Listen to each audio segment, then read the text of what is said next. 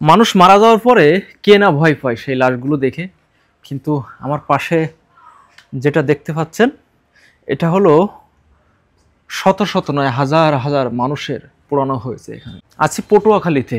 আমার পিছনে যে স্মৃতিস্তম্ভগুলো দেখতে পাচ্ছেন, ছোট ছোট ঘর করা আছে, এইগুলো কিন্তু মানুষের স্মৃতিস্তম্ভ।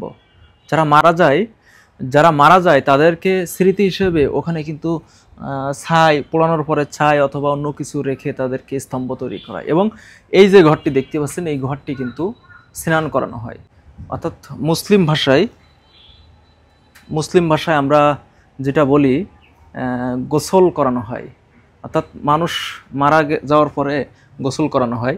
আপনারা যে ঘরটি দেখতে পাচ্ছেন, হিন্দু ধর্মে যারা মারা যায় তাদেরকে এখানে গোসল করানো হয়। এবং এই ঘরে কিন্তু শত শত নয় হাজার হাজার মানুষের, আমরা একটু দেখি আসলে ভিতরে কি আছে। শত শত নয় হাজার হাজার মানুষের স্নান করানো হয়েছে এখানে। কাকা, কতগুলো আমরা যেমনটি বলছিলাম, শত শত হাজার লক্ষ লক্ষ মানুষের স্নান করানো হয়েছে এখানে। এখানে কি জুতো পাইতে যাওয়া যাবে? আচ্ছা, আমরা একটু ভিতরে গিয়ে দেখি যে আসলে ভিতরে মূলত কি আছে এখানে। কাকা, আপনি স্নান করেন? আপনি মূলত এখানেই স্নান করানো হয়। আমরা একটু কাকা একটু আসেন, যদি একটু কথা বলি। মূলত এখানে যারা মারা যাওয়ার পরে এখানে নিয়ে আসা হয়, স্নান করানো হয়। কতগুলো মানুষের স্নান করানো হয়েছে মনে হয়? বলা যাবে না, পাকিস্তান পিরিয়ড তো সঠিক বলা যাবে না। পাকিস্তান পিরিয়ড থেকে এখানে স্নান করানো হয়েছে, মানে লক্ষ লক্ষ মানুষ। হ্যাঁ, লক্ষ লক্ষ বাড়াই গেছে আর কি। মানে আপনি কতদিন?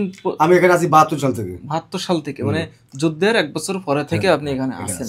মানে কেমন, মানে এখানে কি ভয় আতঙ্ক আছে কি? না, এখন ভয় নেই, আতঙ্ক নেই। হয় না, অনেক সময় আমরা মুসলমান হিসেবে যারা মারা যায়, না সবাই মিলিতভাবে মুসলমান এখানে, মানে এখানে শুধু হ্যাঁ সবাই আসে।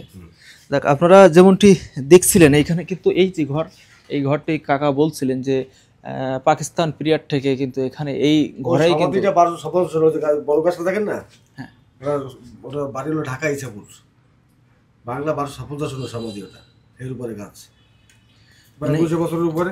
এই ঘরটিতে হাজার হাজার না, আমরা যেমনটি বলছিলাম যে শত শত হাজার হাজার লক্ষ লক্ষ মানুষের স্নান করানো হয়েছে। এই ঘরটা স্থায়ী শ্মশান ঘর।